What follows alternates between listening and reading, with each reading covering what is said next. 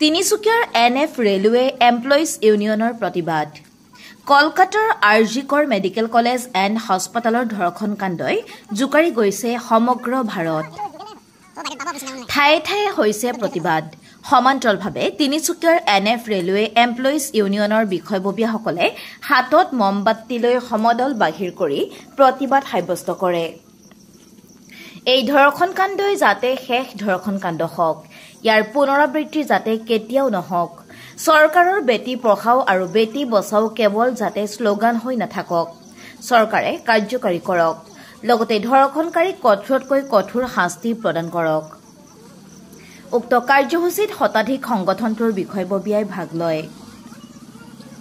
আপুনি চাই আছে দ্য ৰয়েল পৰিৱেশৰ দ্বাৰা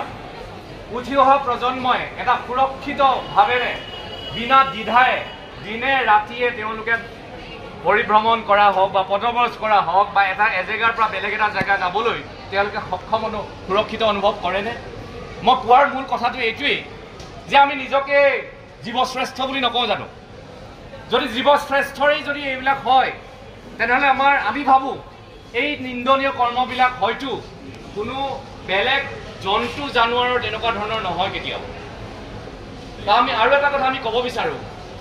যে মানসিকভাৱে যদি আমি চাবলৈ যাওঁ সাইকোলজিকেলি দেখিম যে একোজন ধৰ্ষণকাৰী প্ৰকৃতাৰ্থত তেখেতসকলে আমাৰ সাধাৰণ বৰ্গৰ মানুহৰ মানসিকতাৰ পৰিপূৰ্ণ নহয় তেওঁলোকে সদায় ক'ব বিচাৰে এজন ধৰ্ষণকাৰীয়ে যে যাক ধৰ্ষণ কৰিলে তেওঁৰ কাৰণেহে এই ধৰ্ষণটো তেওঁ কৰিবলৈ সক্ষম হ'ল এইটো অপ্ৰিয় হ'লেও সত্য এই কথাখিনি